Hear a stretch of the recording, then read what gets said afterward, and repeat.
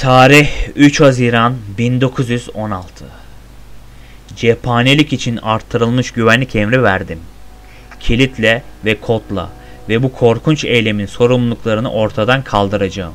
Adalet yerini bulacak. Fransa için. Tarih 4 Haziran 1916.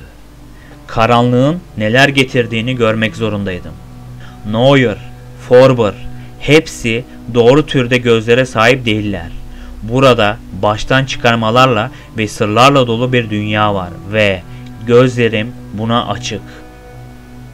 Beni burada tuzağa düşürdüklerini boş ver.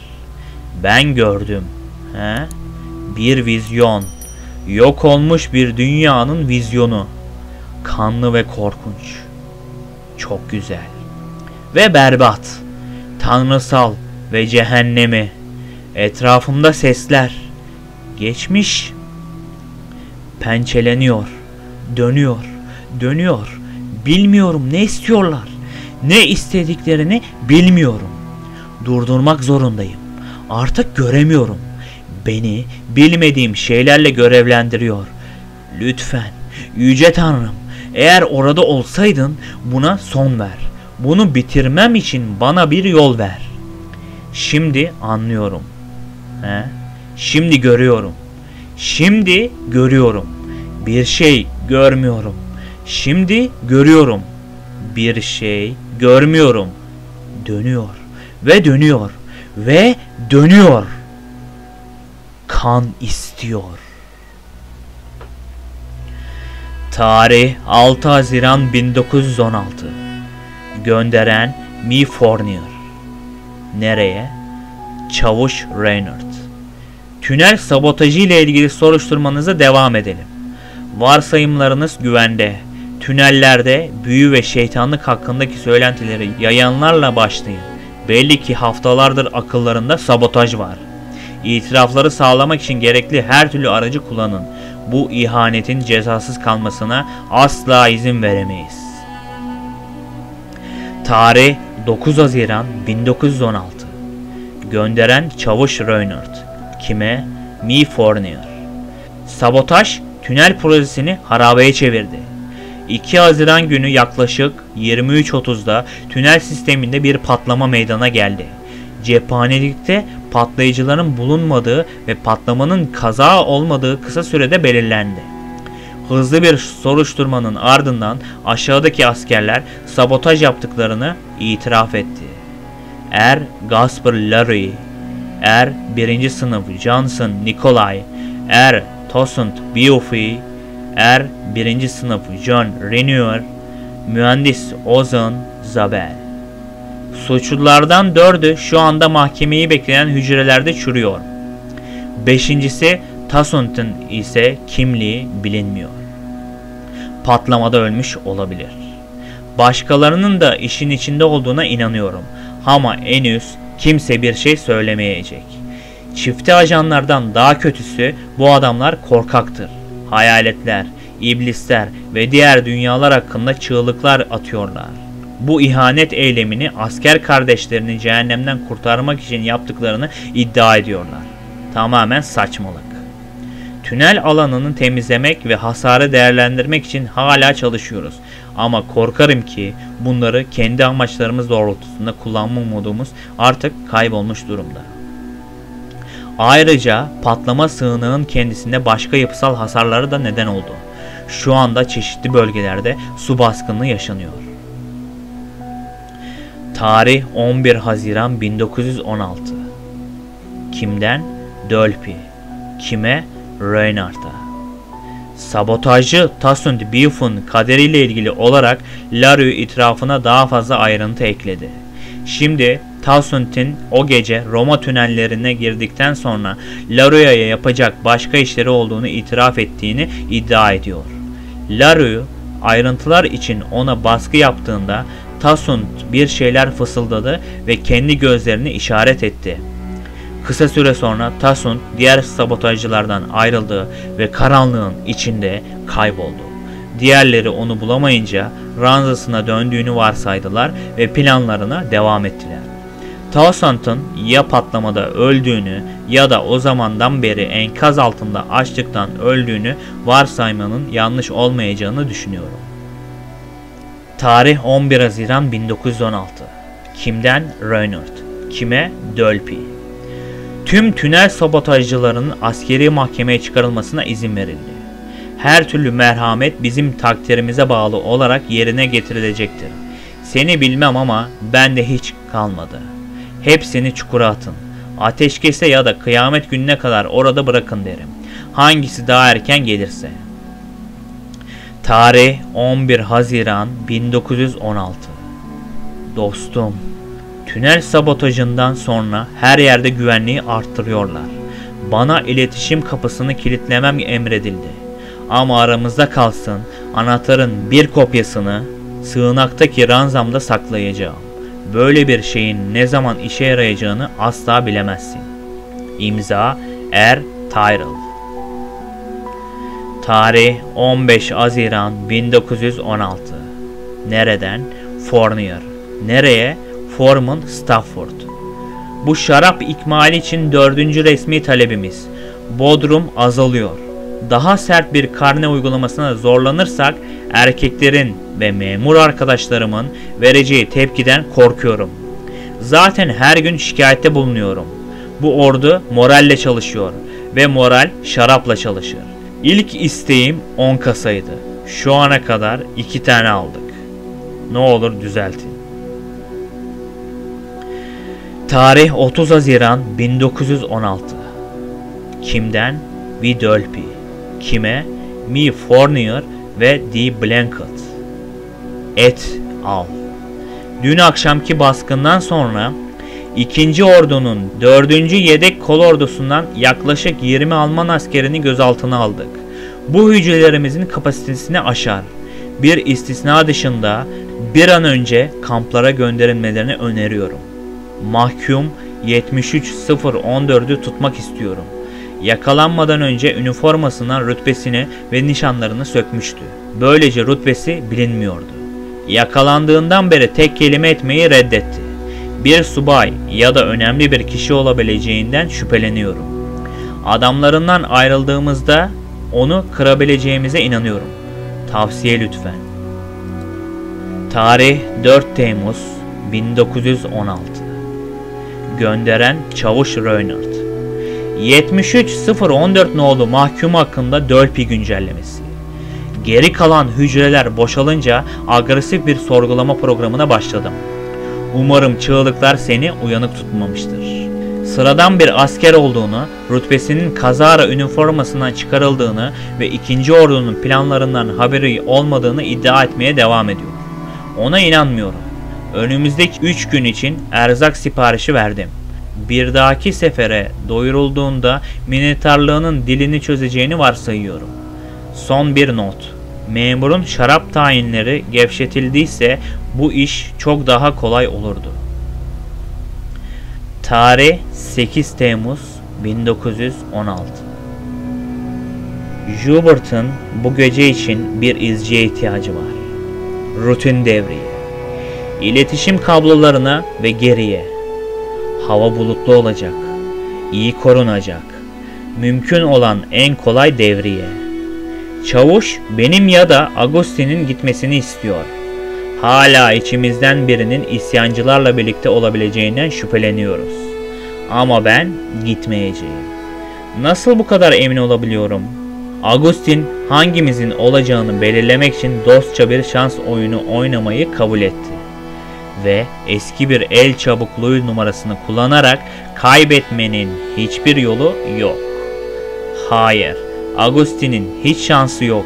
Çünkü olmamasını sağlayacağım. Ben bir alçak mı? Belki.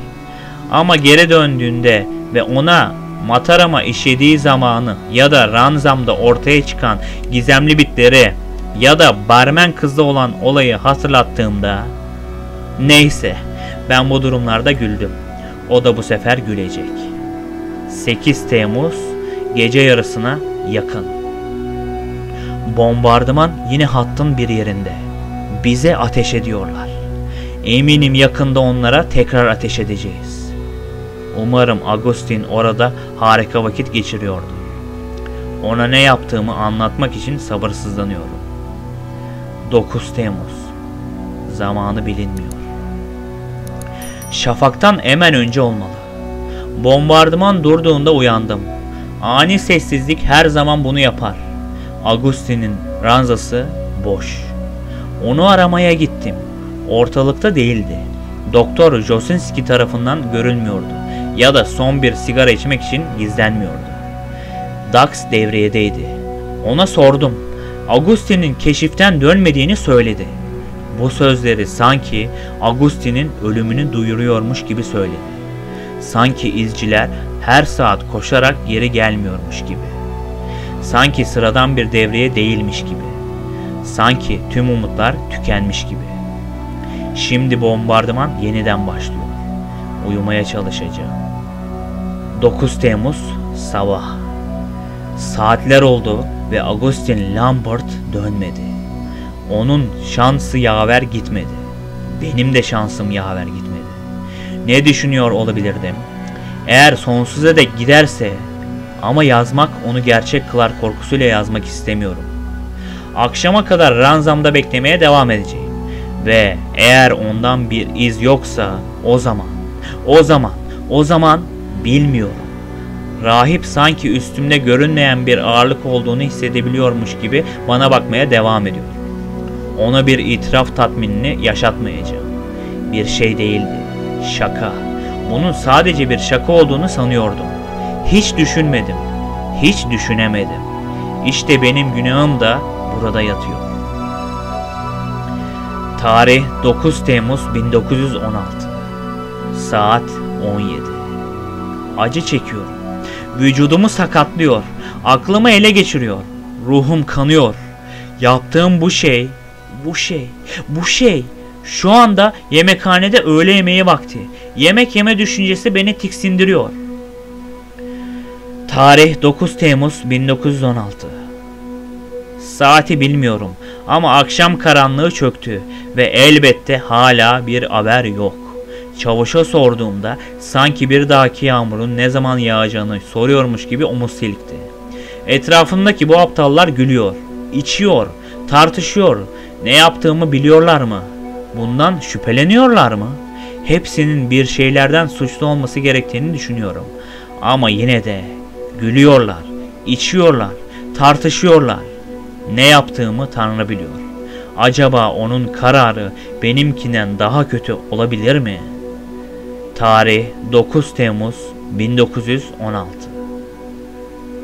Gece.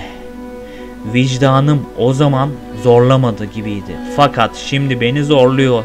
Hayatıma mal olsa bile bir şeyler yapmalıyım. Bir daha asla uyumamak için bir şeyler yapmalıyım. Bir şeyler yapmalıyım ya da bir rahatlama olsun diye cehennemi selamlama riskini göze almalıyım. Bir şeyler yapmalıyım. Gidiyorum. Ona bu haksızlığı yapamam. Henry bu günlüğünden sonra hiçbir şey hatırlamayacaktır. Tarih 10 Temmuz 1916. Soldat Clement. 9 Temmuz olaylarının ardından tıbbi tedaviye başvurdu. Depolama dolabında tutulan kişisel eşyalar hasta zayıf koma halinde kalır.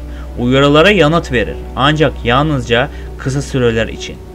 En son uyandığında son olaylara dair hiçbir şey hatırlamadığını söylüyordu.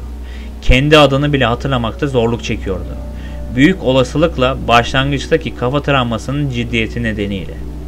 İzlemeye devam edecek. Durumunda bir hafta içinde düzelme olmazsa nörolojik testler için Etiemment'e transferini tavsiye et. İmza Doktor Josinski. Tarih 10 Temmuz 1916. Devriye raporu. Dün gece tuhaf olaylar. Çavuş ayın 8'indeki devriye gezisinin ardından öldüğü sanılan Lambert sağlıklı bir şekilde sığınağa döndü. Yanında Henry Clement'ını taşıyordu. Bir patlama nedeniyle ağır yaralandı. Şunlar aktarılıyor. Ayın 8'indeki devriyesinin ortasına derin bir kratere düştü ve kaçamadı. Yakın arkadaşı Henry Clement dün gece gizlice onun peşinden gitti. Onu kraterde buldu ve dışarı taşıdı. Tespit edildiler ve ardından gelen saldırıda Henry Clement patlama sonucu yaralandı. Onu geri taşımak Lambert'a düştü. Lambert'ın ne düşüşten ne de patlamadan yaralanması ve sonunda kendisini kurtarmaya gelen adamı kurtarması çok tuhaf. Ancak savaş alanında şans tuhaf bir şeydir. Her hayatta kaderin rüzgarları düzensiz eser. Lambert'ın tanımına bakılırsa düştüğü krater ortaya çıkardığımız Roma tünellerine çok yakın bir yerdeymiş gibi görünüyor. Orada yapılan bir çalışmanın sonucu olabilir.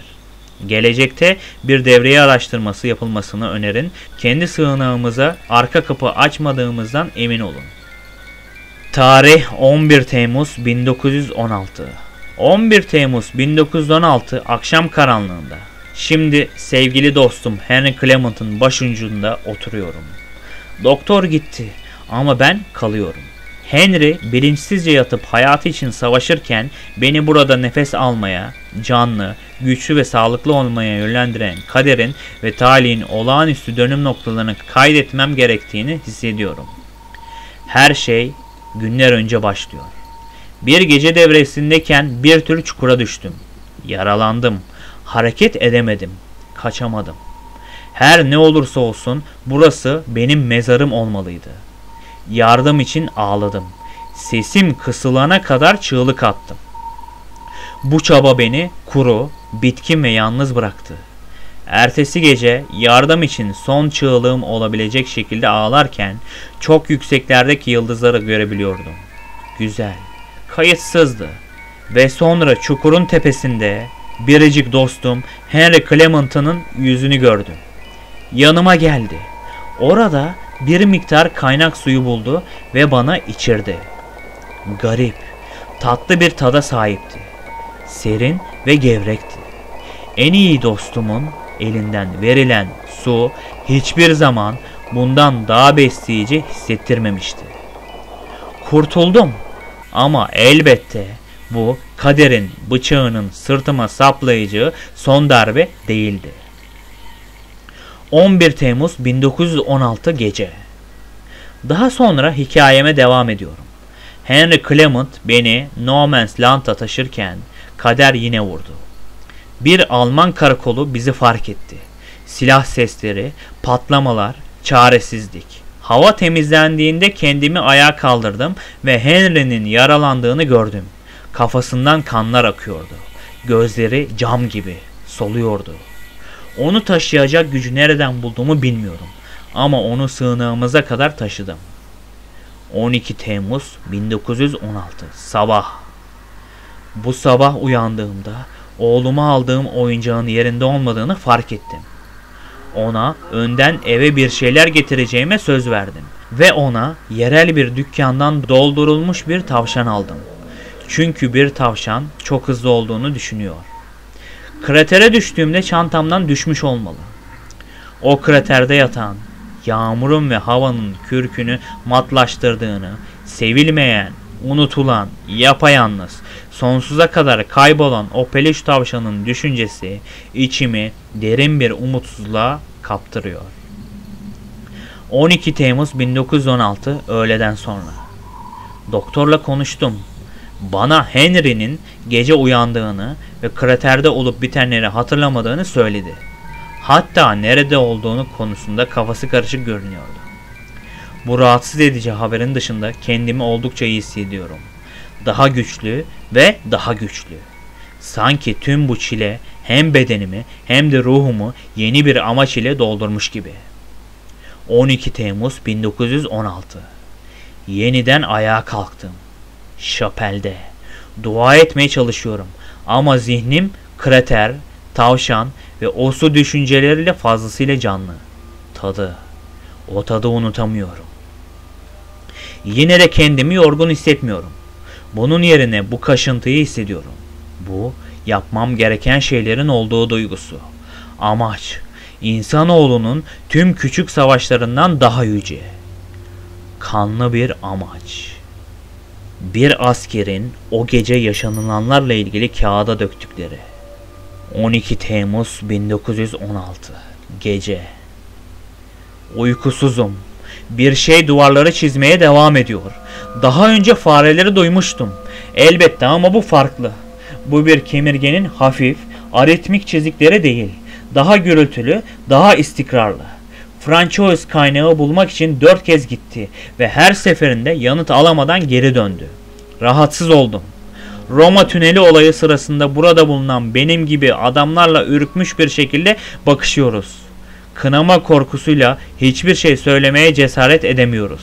Ama bunu söylememize gerek yok. Hepimiz aynı şeyi düşünüyoruz. Daha sonra bir şey uludu. Sığınağın dışında bir şey değildi. Burada bizimle bir şey. Daha önce olduğu gibi. Daha önce olduğu gibi. Ancak tüneller hala mühürlü.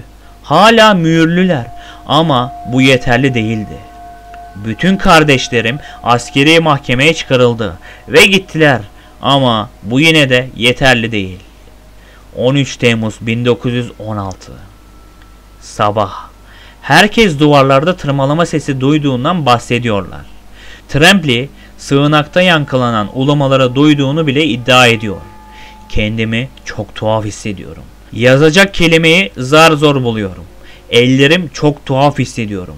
Boğumlu, soğanlı. Sanki bana ait değillermiş gibi. Bunu yazmakta tereddüt ediyorum ama kafamda bir düşünce yankılanıp duruyor. Harekete geçmem gereken bir düşünce. Çok baştan çıkarıcı bir düşünce. Çağırıyor, çağırıyor, çağırıyor. Tarih 13 Temmuz 1916. Reinhardt. Tünellerdeki gece güvenliğini bizzat denetlemeni istiyorum. Son 2 gecede devreye planlanmadığı zamanlarda birisinin koridorlarda dolaştığını duydum. Bir sabotaj daha yaşamayacağım. Acil durum tecridi gerekli hale gelirse Delus'u bulun. Gerekli kilitleme tekerleklerini görev deposunda saklı tutuyor. Blanket. Tarih 14 Temmuz 1916. Reinhardt. Çoklu yırtılmalar. Göğüs boşluğu parçalara ayrıldı. Her kaburga çatladı. Kafatası tekrarlanan künt küvet travması nedeniyle çatlamış. Bunu ona kim yapmış olabilir? Tarih 14 Temmuz 1916. Gece. Birkaç dakika önce tuhaf tırmalama sesleri geliyordu ve şimdi sanki birisi koridorda yürüyormuş gibi geliyor. Muhtemelen Reinhardt. Şarap zulasıyla sarhoş olup bizden saklandığını biliyorum. Şimdi onunla yüzleşmem en iyisi. Ya uyuması için onu yatağına yatırın ya da onu benimle 1-2 şişe paylaşmaya ikna edin. 15 Temmuz 1916. Artık tüm damarlarımızda soğuk bir korku dolaşıyor. Fournier cevap almak için adamları terörize etti. Reinhardt çığlık atana kadar uyuduklarını söylüyorlar. Elbette onlara inanmıyorum. Fournier 73014 numaralı mahkumu hücresinden kaçmak ve cinayeti işlemekle suçlayacak kadar ileri gitti. Bu imkansız. Fournier için endişeleniyorum. Öfkesi korkuyu gizliyor. Öfkesini erkeklerden çıkarıyor ve bunu durdurmanın bir yolunu göremiyorum. Aşağılama, isyan doğurur. Aklım Reinhardt'ın çığlık atmaya başladığı ana gitti. Ne kadar kolay. Ben olabilirdim. Hala ne kadar kolay olabilirdi ki? İlk defa saldırı emrinin gelmesini diliyorum. Bu isimsiz korkudansa binlerce Alman silahıyla yüzleşmeyi tercih ederim. 15 Temmuz 1916. Bu sabah sığınakta korkunç bir olayla uyandık. Reinhardt öldü. Cinayet diyorlar ama bize cesedi göstermiyorlar. Aklımda bir rüya canlanıyor. Sayısız zalim göz üzerimde. Henry'yi kontrol etmeliyim. Keşke uyansaydı. Bir arkadaş işe yarayabilir. Dualarım cevapsız kalıyor. Tarih 15 Temmuz 1916. Kimden? Mi Fournier. Kime? Dolphy. Reinhardt öldü. Dün gece odasının dışındaki koridorlarda öldürüldü. Bedeninin kutsallığı bozuldu.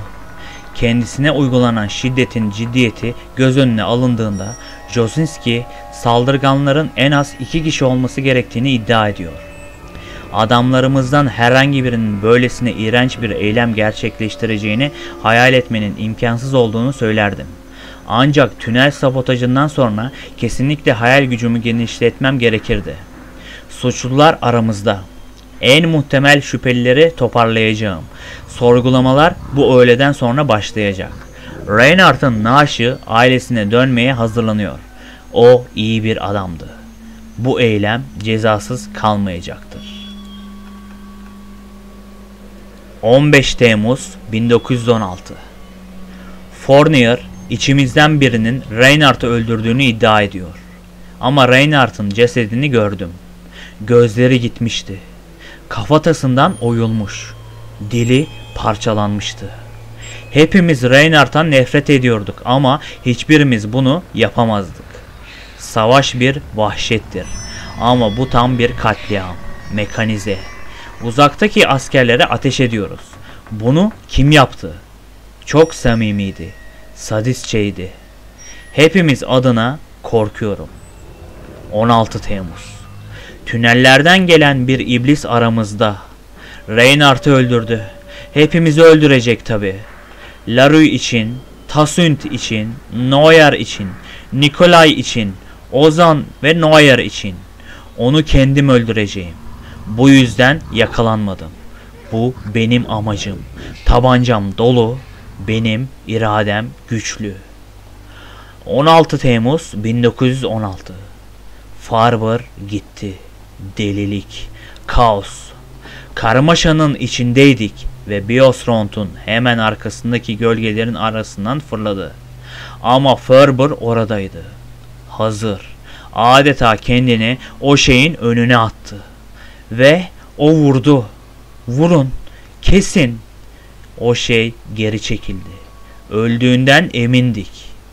Ama sonra 10 dakika bile geçmeden onun için geri geldi. Çığlık attığını duydum. Duvara çekilmek. Kurtuluş için dua ediyorum. Ve şimdi tekrar hareket ettiğini duyabiliyorum. Yakınlaşıyor.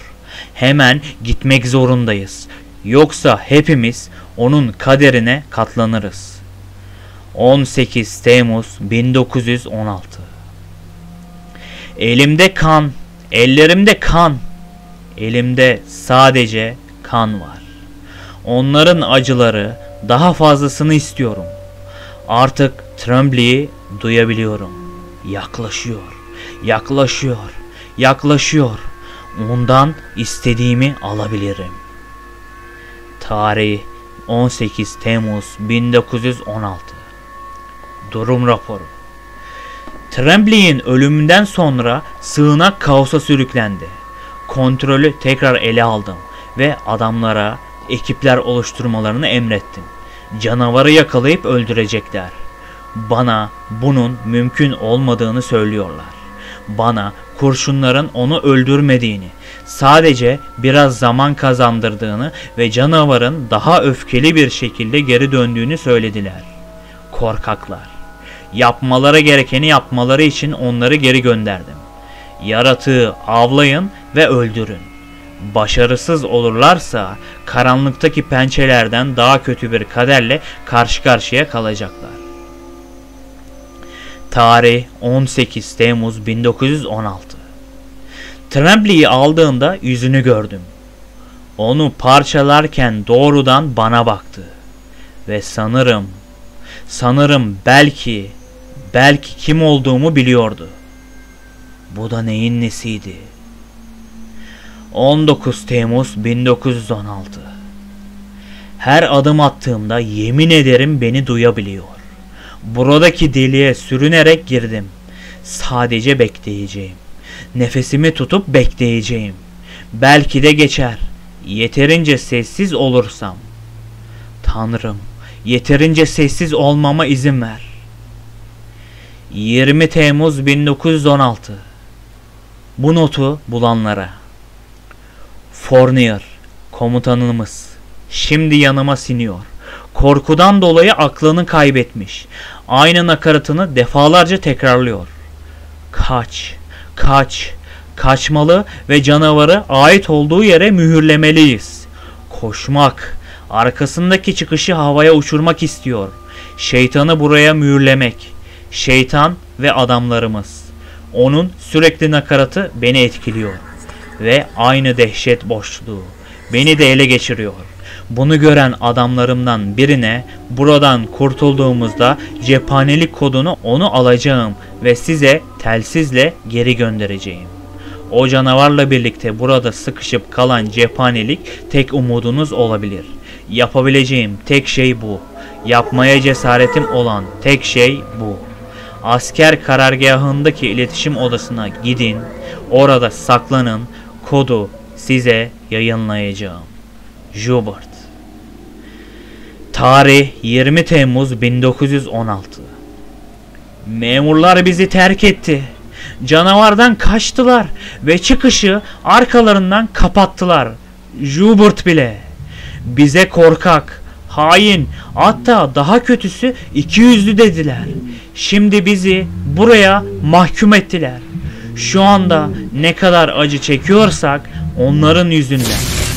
Tanrım onları yaptıklarının cezasını verecektir. Onlar birer riyakar pisliklerdir.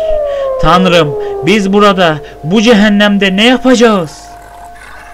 Tarih 21 Temmuz 1916. Saatlerdir başka bir insan görmedim. Sonuncu olabilirim. Ama başka bir tane daha olabilir umuduyla vakit kaybetmemeniz için bunu şimdi buraya bırakıyorum. Tek çıkış burası. Kendi yarattığımız bu cehennemden kurtulmanın tek yolu burası. Üflenerek kapatıldı. Üflenerek açılması gerekiyor. Kazmaya sakın zahmet etmeyin. İmkansız. Dinamit arsenalde kilitli. Patlayıcının sapı yani fünyesi Roma tünellerinin aşağısında bir yerde. Cehennemin daha derinlerinde. Şimdi ikisini de geri almaya gidiyorum. Var olup olmadığını bilmesem de senin için dua ediyorum. Lütfen bana da aynı nezaketi göster.